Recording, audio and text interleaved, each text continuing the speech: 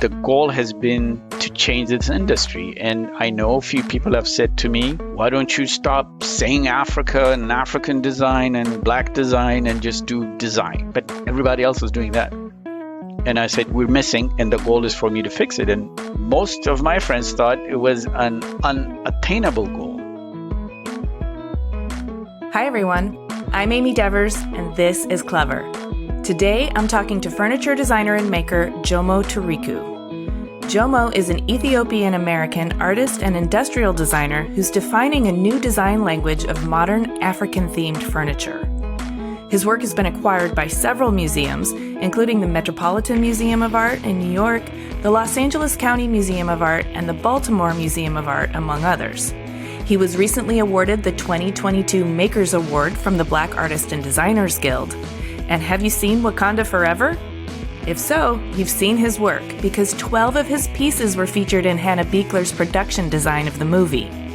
And soon, you'll be able to see him on an episode of the Netflix TV series Made by Design. As you'll hear, he has racked up some stories getting to this point. He has an indomitable spirit and a contagiously bright outlook. Here's Jomo.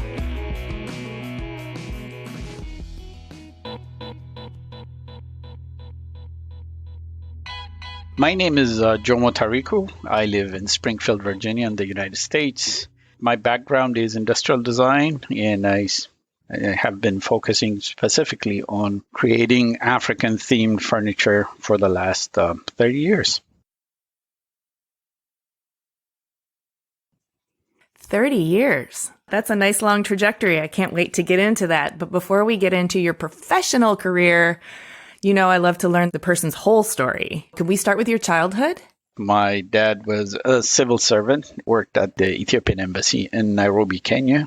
And myself and my younger brother that I'm very close with, a year and 2 months apart, both of us were born in Kenya. And my two older brothers were born in Ethiopia.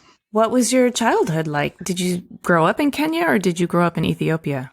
Grew up in Ethiopia. When I had turned 4 and probably 4.5, we went back to Ethiopia. So I barely remember my Kenyan childhood, obviously, at 4. But I had the opportunity to go back many times after that. I went to both elementary and what is called middle school in the U.S. plus secondary school in Ethiopia. Graduated from high school. Went to a Catholic school called St. Joseph, graduated there, and came to the U.S. to pursue my higher degrees.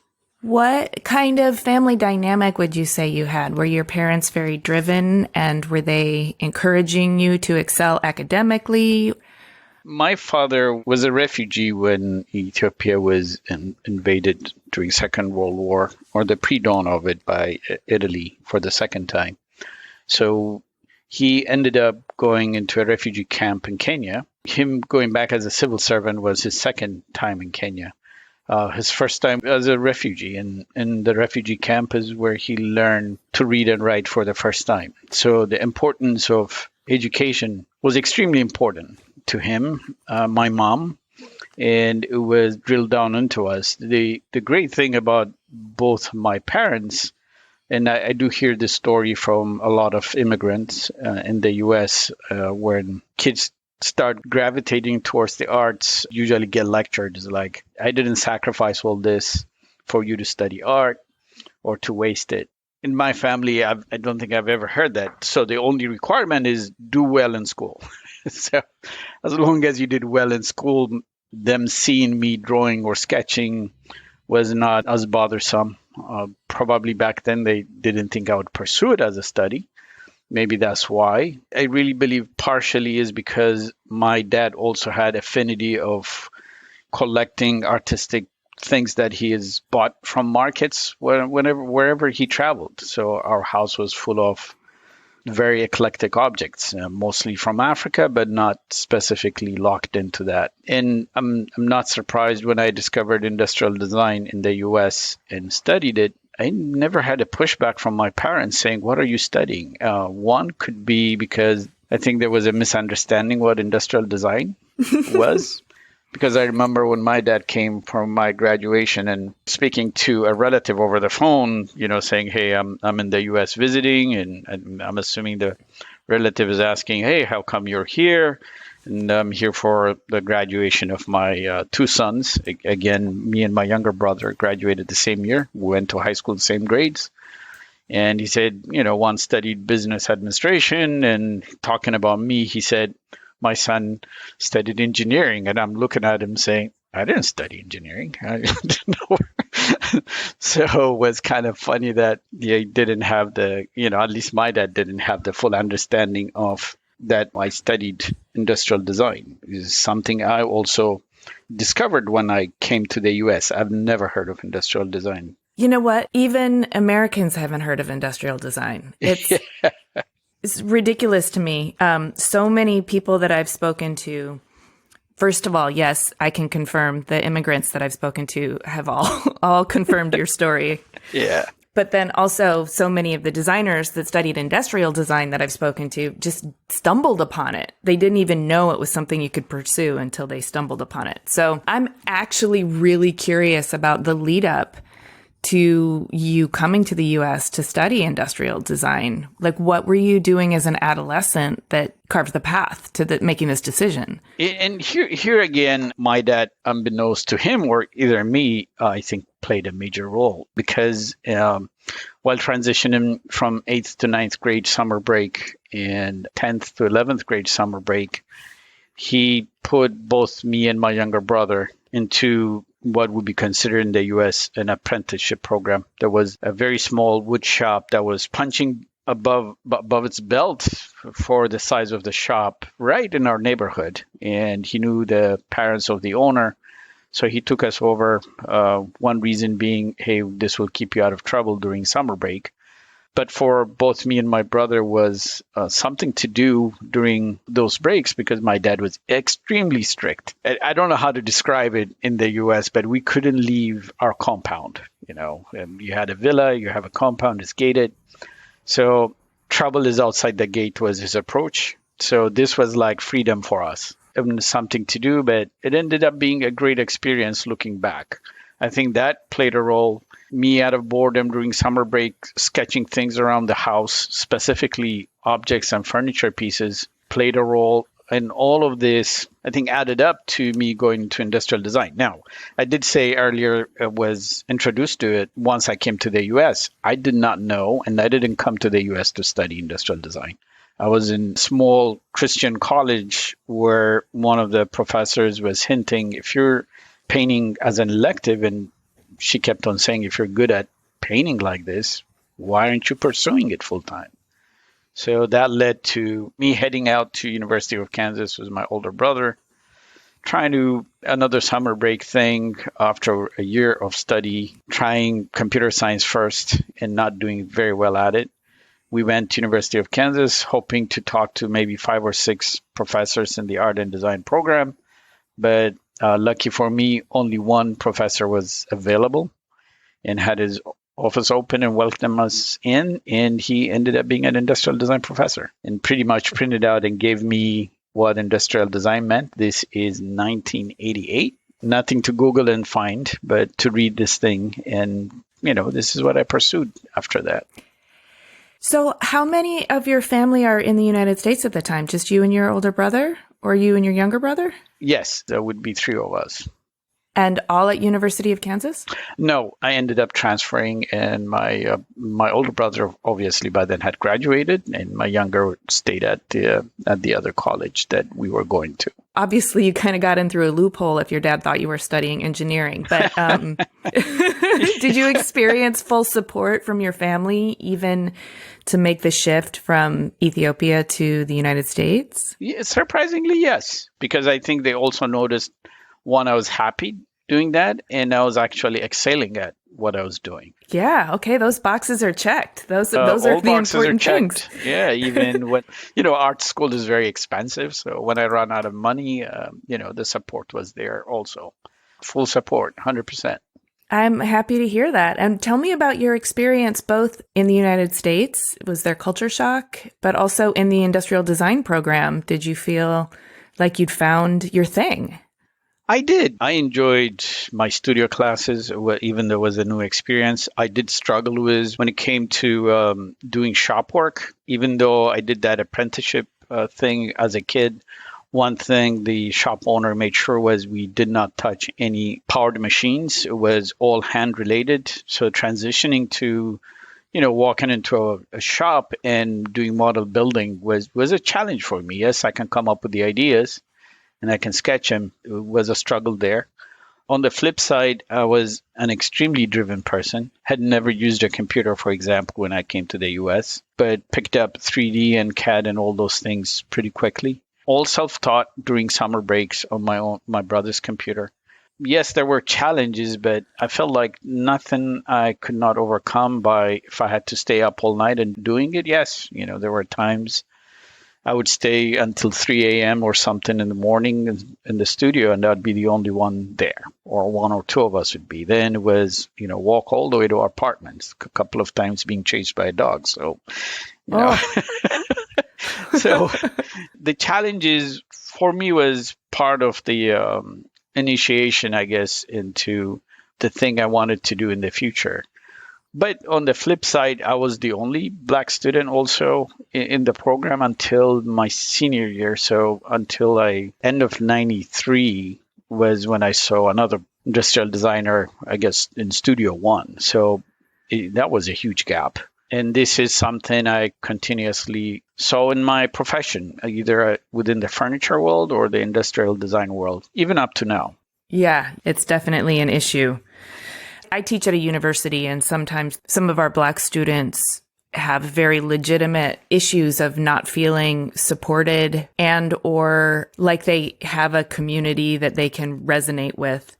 But also that sometimes the professors are a little bit too steeped in the Western canon and can't really effectively talk about work that isn't European in a way that gives them the same quality of feedback than, let's say, somebody who is working in a Western canon gets. Did you find something similar? Yes and no. So when it comes to the challenges, I think I faced was I really poured in my time at the art library and spent my time there when I didn't feel like I found support or people didn't understand what I was working on. The liberation that I got was in the library, pouring through magazines. I had nowhere to go anyway between classes. I was not too much of a partying person or anything like that. So any spare moment was spent in the library through pouring through books. But those books also were limited when it came to Africa. On top of that, you can imagine all the design magazines, be it the industrial design one or the architectural ones or the interior ones. And our library were very heavy on the Western way of design. It spoke back to me. And really the reason I got into my thesis in my 5th year and I started working on what I coined back then, how to create modern line of African furniture, obviously from my own perspective, and everybody would bring their own perspective. Africa is a huge continent with people in the billions in 54 countries and so on. So this is just my view, my vision, what I can put together from what I've learned as a designer, incorporating my culture or my African heritage into it. I saw an issue with the Canon even back then. There was a certain way of defining what African design is when people got around to discuss it. This is an issue we even see now where major museums will do what you would consider a very large installations on African design, but it would be done maybe once every 10 years. And then it's a mad dash to get that going. Then we step away for the next 10, 15 years. We're not even consistently there. Our contribution is recognized maybe through cycles of things. It's like the Olympics, but every 10 years or so. I saw that in major publications because I was doing research. And when I'm doing research, it's rarely I want to go through magazines. I want a serious book that covers different topics about African design. And I couldn't find them back then. I'm still having those challenges these days. It's much better. 30 years, you can imagine things have changed in the right direction. It's just that the speed of change still needs a big push. So you did your thesis on contemporary African furniture, and in doing that, well, I guess it's a two-part question. One, did you feel like it was received and supported? And two, did you feel like you found your point of view and your voice and your way of expressing yourself through furniture in a way that felt authentic to you? Surprisingly, both my thesis one professor and my advisor, who I was lucky enough, Janice Smith, who still practices around the Philadelphia area, were excellent supporters. She obviously comes from a studio furniture background. The university didn't have anyone in that area until she got hired. The timing ended up being perfect for me. In my studio, my thesis one professor was the person who also introduced me to industrial design. So that mix went well. Thesis two was a challenge. KU back then, it didn't have the strongest program from my view, and I didn't feel I got the support that was needed. But the jurors who were sitting at our presentation gave me a very good points for what I have achieved.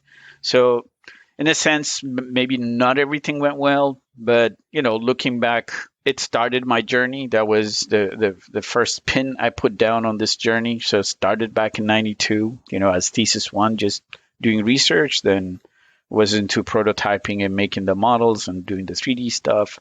And 3D back then was extremely difficult. It would take hours just to even render one chair to find out something didn't work well. Yeah. Looking back, that decision is what got me where I am now and the things I produce, and why I look back and makes me very happy with the decision. Because in thesis, we could have gone in any direction. I could have said, I'm designing a heads-up display. But one of the reasons that made me go this route also was I was to myself saying, I want to do a 2-semester work that I can take back home if I leave the US and still continue. And if I had been heavily focused on, technology related problem solving for my thesis, it wasn't something I can take back home and produce. As you're graduating, what are you thinking about in terms of setting up a career for yourself and whether you would stay in the US or go back home? I was in the process trying to decide, do I want to go study my master's? Do I get internship? I didn't have a work permit, so I had to watch out that my visa wouldn't expire. This is a challenge for most foreign students. But in this back and forth and, a couple of potential scholarships were offered and really not offered, and I lost on those. I was in a no man's land where my visa had expired, but again, faith led me to a lawyer because we were trying to help another immigrant friend of ours who was in immigration prison, and the same lawyer out of nowhere asks me what I did, and told him, well, I don't have a work permit. I would be in the same boat as our friend. Then he said, are you doing anything special? And I told him about my furniture. And he said, you know what, there's such a thing called a national interest waiver. We should apply for it. And why don't you read up on it and see if you think will work for you? We'll go ahead and do it. Just like the industrial design printout, this is another printout a lawyer gave me. And this is probably around 97. And I said, this thing actually fits me. And around 98, I got my green card. 2000, I opened my first studio. I moved to Washington, D.C. and opened my first studio with my best friend from childhood. Wow. Sounds like you've had a few happy accidents along the way. Yes. But help me get to D.C. with your best friend from childhood. I'm happy to know that you have some brothers and some friends here in the United States. I always sort of worry about loneliness with the immigrant story. I have a lot of friends that graduated from high school with me in the U.S., even here in D.C. D.C. has the largest Ethiopian population, I think, outside of Ethiopia. No surprise, a decent amount of my schoolmates and classmates are out here. The transition to D.C. was, again, back to my thesis. Friends of mine who went to high school with me happened to be visiting us out in Kansas. And a few of them said, why don't we turn this into a business? And as up-and-coming immigrants trying to get into the professional world, we were just able to raise $20,000. And we said, the largest population, number one, of Ethiopian immigrants is in DC. So why don't we move there? Because we couldn't afford New York. Well, and to be a furniture designer in New York, too, has always confounded me, just with the sheer needs for space and transporting logs and things like that. Yeah. And we considered all that when we said, you know what, this people have never seen my work. We need to put a show together. This studio cannot be 100% focused on furniture. Again, this is 2000. There's no social media. There's no Instagram. It is who you know, what that opens the doors. It's also worth acknowledging 2000 was a sort of a weird time for studio furniture, which yes, you could say that your work sort of falls into the studio category, but studio furniture was experiencing a bit of a decline at that time. Yeah. Yes. Yeah, that's very true. To accommodate all this change in the industry and to make sure we have a viable business with this $20,000 we raised, we said, let's have a graphics / web design / video editing. Any creative services that is digital, let's do that. And that will subsidize the furniture as we, make connections and grow. Then we tried this maybe for 8 years. The graphics part was going fine, but the furniture was just sucking a lot of investment and it was not going anywhere. We were not getting traction locally. We were not getting traction anywhere. You would send press releases, letters. That's how it was done back then. We couldn't get anyone to print any of our work to get the word out. I think in 8 years, if I'm not mistaken, only 3 publications printed our work, and none of them were local. Oh, that's disheartening. Yeah, it was a challenge. It was a challenge where an interviewer from a major newspaper actually set up a meeting for us. She was going to come interview us, me and my partner all dressed up in our suits, and she just never showed up. Oh, that's heartbreaking, Jomo. So things like this kept on happening where none of them would pad out. We also had I remember a video interview in New York, Architectural Digest, but during recording they had audio problems, so they never put it up, and it was never broadcasted. All that, and us having very young families, both of us, the exhaustion, the economy crashing in 2008, even though that year my work finally made it to a museum. I think it was the Chicago Science and Industry Museum had a show on Black designers for Black History Month. And I was one of maybe 15 or so designers that was being profiled. That was like the highest things we achieved in 2008, and the lowest was both me and my partner saying we got to step out. We got to step away from this. We're exhausted. We're burnt out. We work 7 days and we're going absolutely nowhere. Both of us decided to go find a full-time job. I ended up at the World Bank Group, where I was doing also consultancy work on the side, doing web design again and print design for them. So I got employment there in the data and statistics group. So I transitioned out of doing this full time and making my furniture design work part-time in the evenings, weekends, whenever I had time. The only thing I really walked away from was I walked away from doing work in a shop for about 7 years. Can I ask you, what your state of being was at the time? Were you in some ways kind of relieved to have a steady paycheck and not be killing yourself? Were you also a little heartbroken, or did you sense that the world just wasn't ready for your work, or? All of them. Yes, I'm sure. Such a complex cocktail of feelings.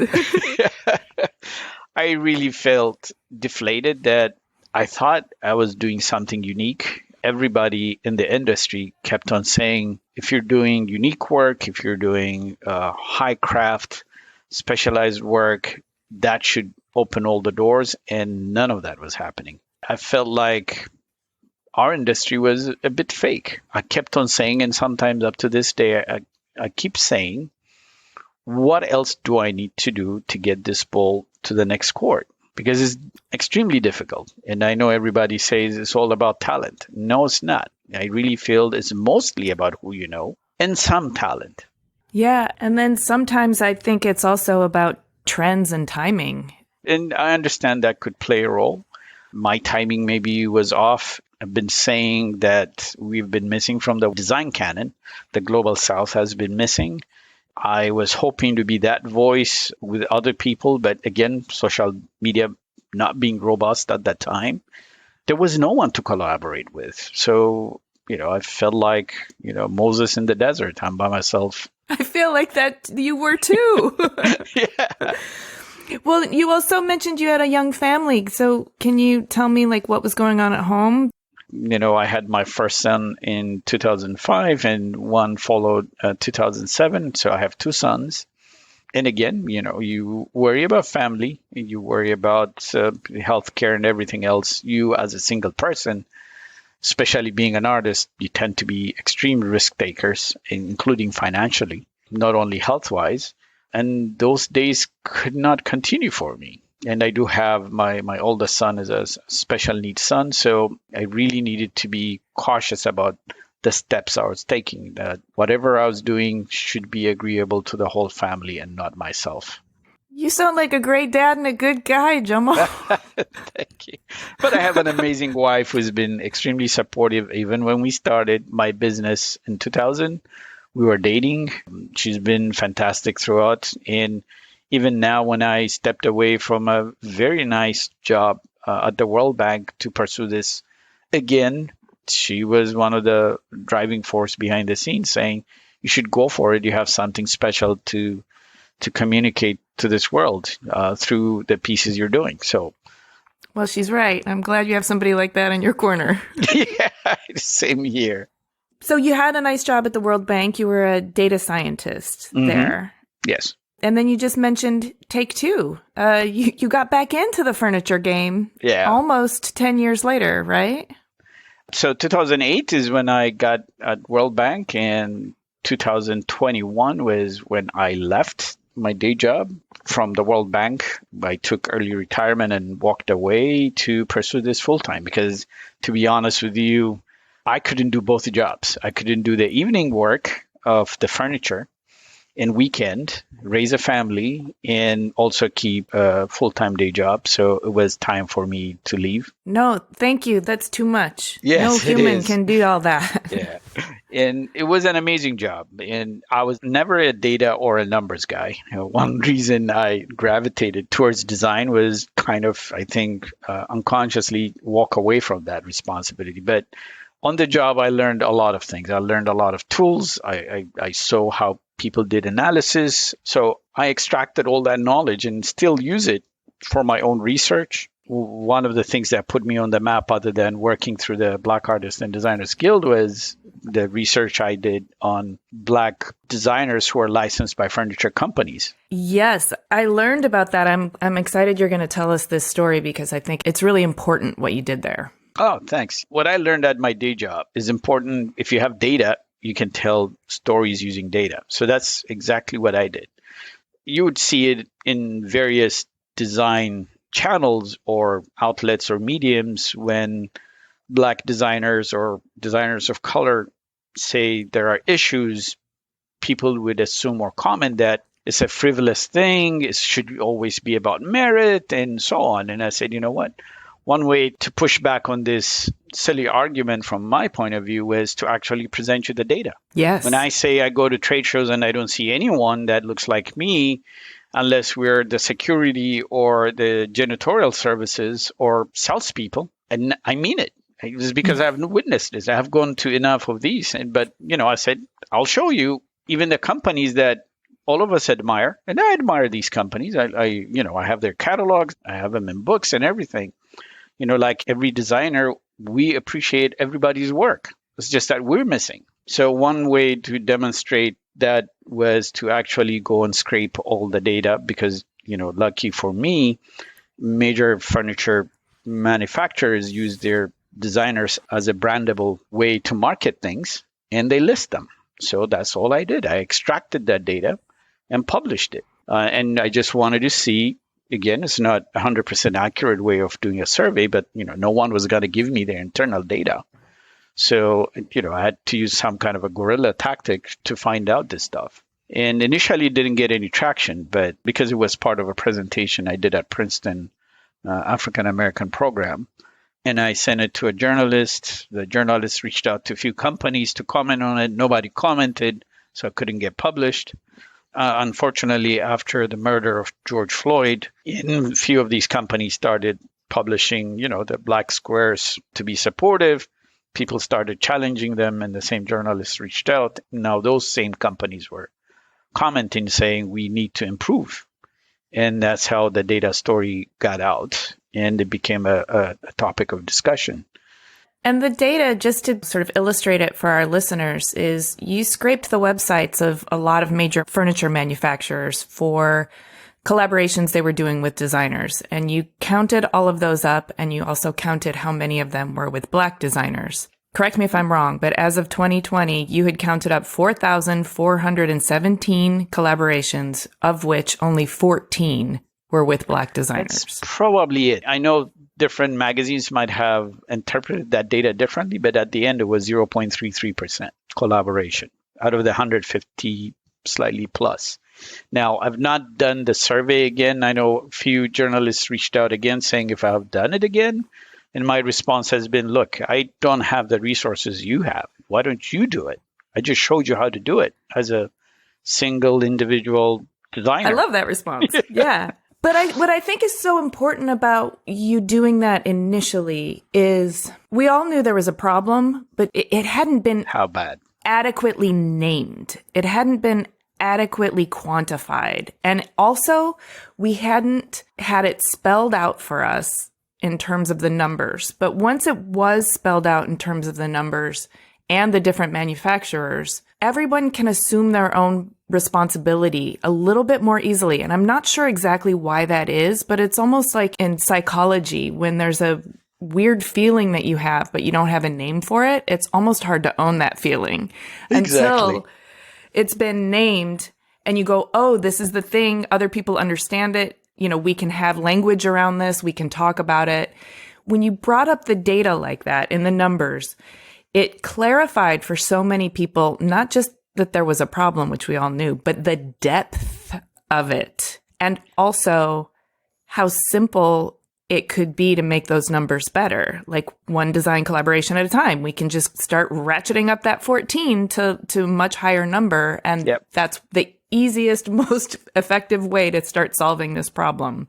I mean, obviously it's endemic and there's a lot of things that need to happen in terms of getting students into the design school pipeline. And so there's a lot of work that needs to happen there, but it's representation. If you can see yourself as a designer, then you can aspire to it. Then you can also make a case for it with your parents. Exactly. I'm sure many Black designers on Instagram, this happens to them just as it happens to me, where they receive an iMessage saying, I'm so glad to see an accomplished Black design. This is what I used to say to others when I run into them when I was younger. Now the role has reversed because now I'm in my 50s. Yes, I have some accomplishments under my belt. And younger designers are reaching out to me saying, you are an inspiration, number one. And number two, you are unabashedly promoting your own cultural heritage and your own heritage through your own design without putting down anybody else. Part of your goal is to also make sure that the canon of design, which all of us keep saying is a global language, includes us. Yes. That feels good. For me, the payback is for all the pain and the 30-year journey. This part is the one that makes me say, it's okay. It's okay it took this long. And in the hopes that it takes the next generation, maybe 5 years or 10 years. But I still expect the younger generation to do the hard work, to contribute design-wise in whatever shape or form they think is what they consider as contribution or as good design. The hard work part never changes. It's just that acceptance of this part. Yeah, and the path is a little clearer if somebody's been there. I didn't have that. So in college, and most of the young ones, all the way from, people reach out to me, from Africa. And that makes my day personally, because I never thought that day would come. So it matters.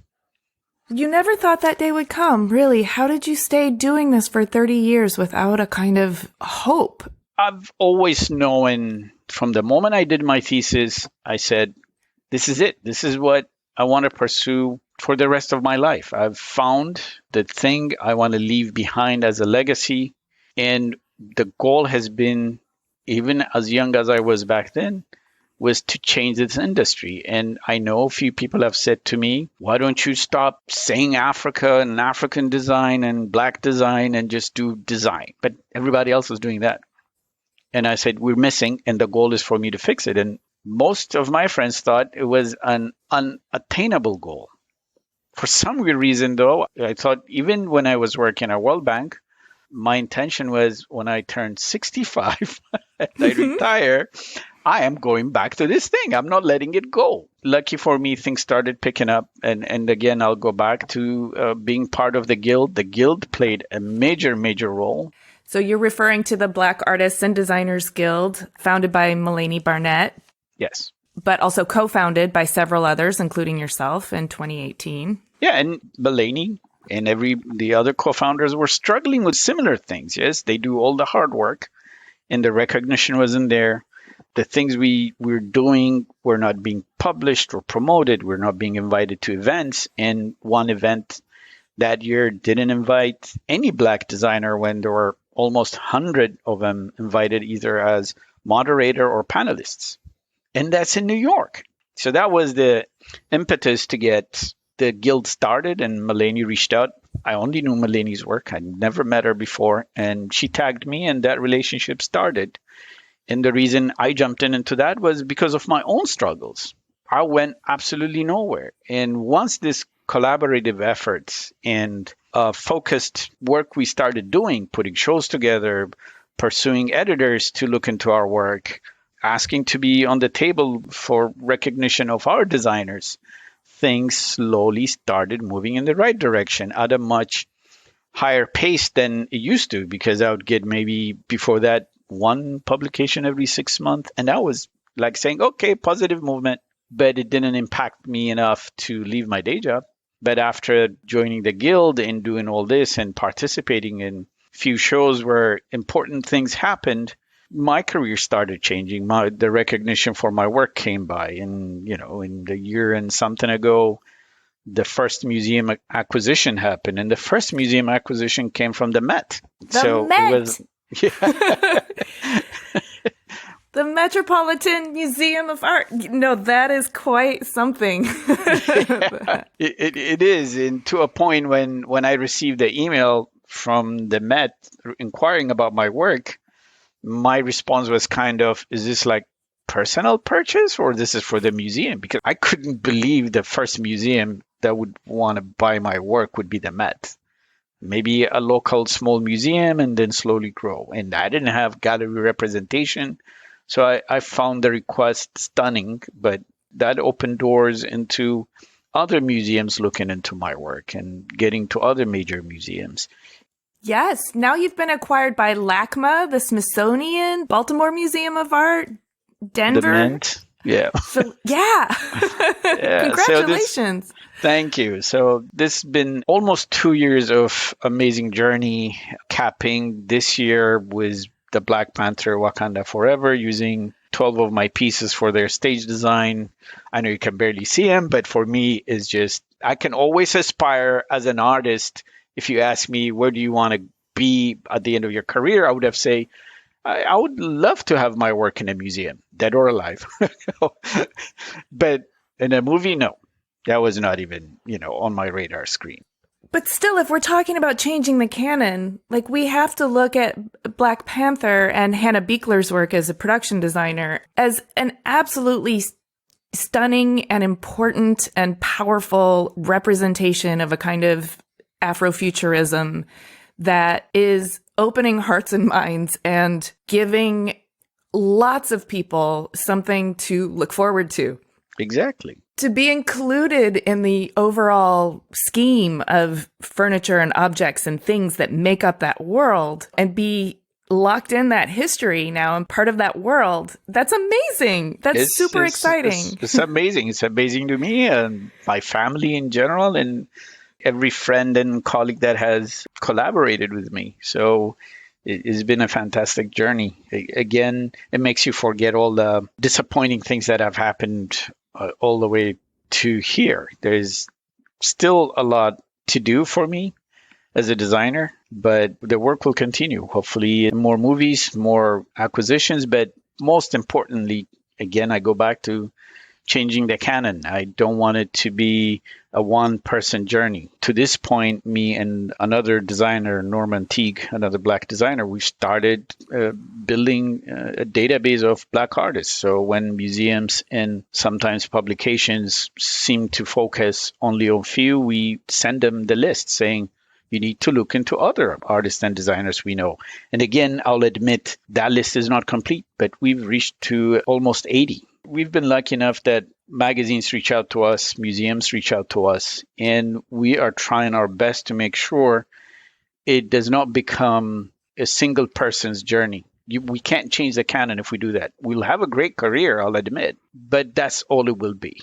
If the plan is to say there is a body of work that is as diverse as possible, as you can imagine, from upcycled, recycled furniture, from handcrafted pieces that come from all the way from Africa to designers, industrial designers and other designers doing work that are licensed and artists that are creating one-of-a-kind pieces. All of them are contributing. It's not only Jomo or one other person or two. There's a whole body. And that is what, at the end of the day, what the guild is trying to say to the industry. There's a whole bunch of us. We need to be equally represented when you write your next book cataloging 200 years of furniture or some book title like that. This is where we aim to change it. And hopefully we're going to get there with support from the younger generation, but also people like me and even younger ones. We have to be cautious about only celebrating the here and now and the ones that are alive. We need to give credit to the older generation who never got into a museum or never got their work published, but they contributed.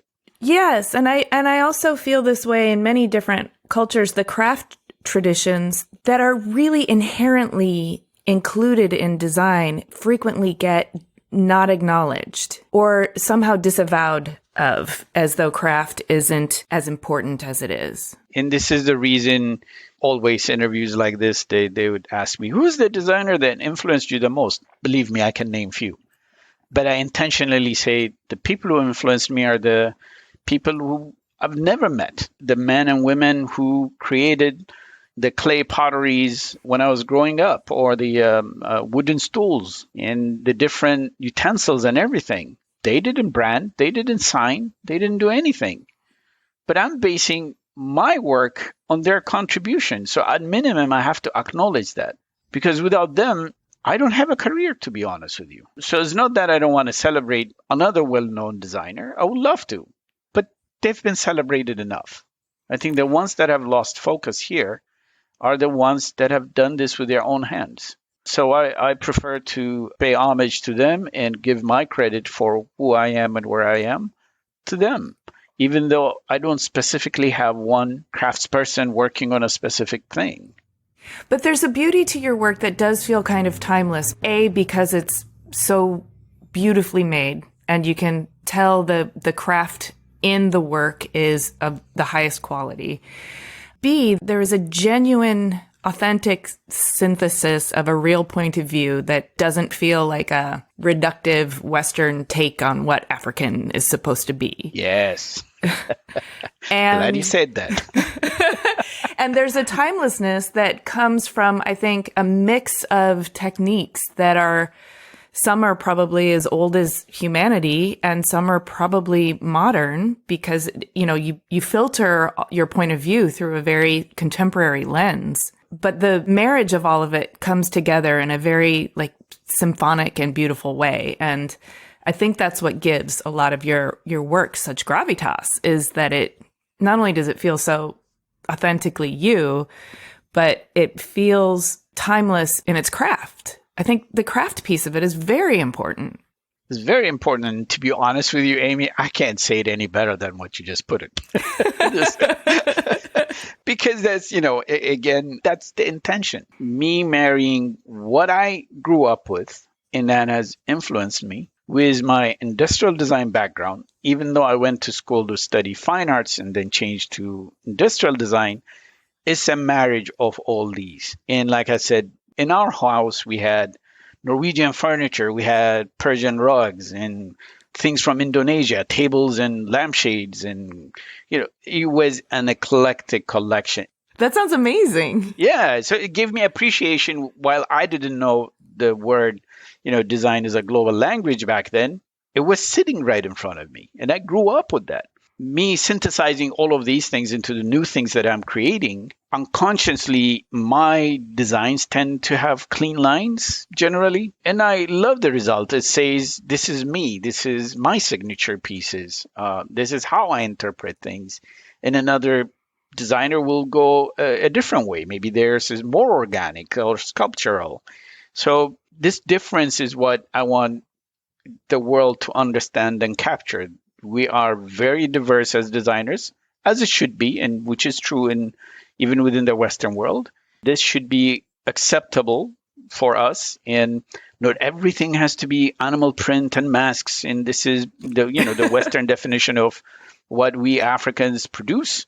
But it should be diverse, including the animal prints and masks. That's it. I love your attitude. I can't see you, but I believe you have a twinkle in your eye, and I can hear it in your voice. I am curious how your life in data science crosses over into your design process now. I mean, I see it crossing over in terms of this database of other Black designers that you're keeping, in terms of the piece you did where you tracked the data around Black designers. But other than like strictly data, how is it filtering into your furniture pieces? I mean, I don't specifically do, for example, ergonomics is all about data, but there's been a decent amount of studies there. I don't need to reinvent the wheel. For example, this latest chair I did, the Quanta chair, was based on an ergonomic drawing with all the scales added to it. And it's a lounge chair, what the dimension should be.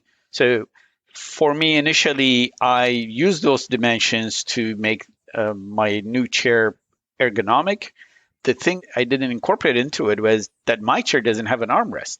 And I remember I got the mold done for, the veneer bending, and I propped it up and I sat on it and I couldn't get up. Oh, because I didn't have an armrest. I had to stack every piece of sheet product I had around in my shop, stacked it up, angled it the best way, propped up the backrest. And I said, once I started getting up, I said, now I found it. Yeah, specifically, this is not collecting ridiculous amount of data while I'm Googling, but is in a way data collection on a chair that would not have an armrest. You should be able to get off it. yeah. So, if it is already there, I'm not trying to reinvent things. Where I prefer to use my data is doing analysis on our industry. Going back, human factors has been practiced, or ergonomics has been practiced here for a while. And we've collected, at least when it comes to furniture, we've collected decent amount enough that I don't need to add anything to it other than just testing my own pieces to check if they're actually ergonomically correct. My goal in my design is for them to be functional, unique, sculptural, and artistic. Check, check, check, check. You're Yes. winning on all of those accounts. In that process, if I need to do additional research other than just testing it between me and, my furniture builder is obviously taller and larger than me. So, look, we test it between two of us. Then, of course, when it comes home, my wife tries it. So it's a small company and our test base is just as small. But if it can handle three of us, our approach for now is it can handle anyone. Most of the time, people buy, especially my chairs, to collect it as an art piece. And my understanding is barely anybody uses it. They're displaying it as one-of-a-kind piece in their residence. But if you want to sit on it, it works just fine. Yes. But I wouldn't let anybody come over and sit on that chair. They're going to have some, like a pen in their pocket or keys, and they're going to scratch it. And then I'm getting mad at them. Shifting gears a little bit, you've led such an interesting life. You've kind of had feet in both worlds of Africa and the United States, feet in both worlds of data science and furniture design. Now you're experiencing a kind of tremendous success. which is fantastic. And I wish you more of it. I'm assuming you're doing a lot more interviews these days. And my question for you is, what is nobody asking you that you feel needs to be discussed? I don't have anything at the top of my head because even if they have not asked, I have injected those things. Good for you. Yeah. Good for you. and like I said, the big picture for me has always been the issue of Canon and, rising tide lifting everybody. As long as I'm seeing that and I talk to that with the platform I've been given, including shows like yours or when I'm invited for panel discussions or to lecture or give presentation. Or soon you'll be featured on the Netflix TV series Made by Design. Yes, and there is that. And one thing I can add is we're also shooting a film that will tell my story from my angle, edited with a team that I trust, and hopefully we'll release that in a year or so. Oh, well, keep me posted. There's got to be a way to visually tell my story. We'll have that hopefully soon. That's an interesting project. I want to keep tabs on that. Please keep me posted. We did a shoot at Design Miami. Wexler Gallery is representing me beginning this year. We started the relationship about 5 months ago and it's been going well, but we wanted to capture that journey. Going first time showing at Design Miami, obviously the film and so on. But there is a story like we just discussed that predates that and hasn't been easy. So we want to document that. And this is what I also try to encourage other Black designers or any other designers. Make sure it's not only about portfolio. If your life is a journey to accomplish something, you have to figure out how to document it, how to present it, because at the end of the day, we're going to pass. And what is going to be left is our work. And if you've not been able to tell your story from your angle, well, somebody's going to tell it. Hear, hear, and I'm so happy to hear you taking this on. And one of the things that I champion as a podcast host, but also as a professor, is this idea of owning your own narrative. You have to be able to tell your story and you have to believe that the telling of that story is actually nutritious for all the people around you who will consume it. It will change their filter on life to be able to digest your story in important ways. You can't really have control over how everybody receives your story, but you can have control over how your story is told. Exactly. I agree. Well, this has been delightful. I guess my last question for you is, you seem to be on an exciting trajectory and you've worked really hard to get here. So congratulations. What and where are you hoping to expand? Obviously in changing the canon, but if you want something for your personal self, like a fancy vacation, that's acceptable too. Well, I always want a fancy vacation. My family, who doesn't? My family wants a fancy vacation. They haven't gotten that out of me. So I only have one big hurdle that I'm struggling with right now is by the mere fact I live in one of the most expensive places to live, Washington, D.C., or the outskirts of that, is not been able to expand and open up my own fabrication facility. I want to have more control over things I make. I want to be able to come up with new ideas and whip it out quickly and not wait too long to plan and all that, to do new things. Right now, I'm pretty limited with where I am. I'm speaking to you from my basement right now, and I want out. I want to have a real shop, have a few other young and up-and-coming designers working with me and learning something from me so they can leave there and hopefully do their own thing, but also control my destiny a little bit more. That's the goal for the next, hopefully, 5 to 10 years. That's a beautiful goal. I hope you achieve it, and I hope you achieve it in 2 to 3 years. Thank you. I need that. Who likes to wait? I don't like waiting. Listen, Jomo, it has been delightful not only speaking to you, but digging into your story and learning about, your life and what you've done and your perspective on the world. And I just really appreciate you sharing that with me. Thank you so much. Well, thank you, Amy, for giving me the platform to talk about myself, my work, and obviously the guild, which is very important to me. and everything else in between. I really appreciate it.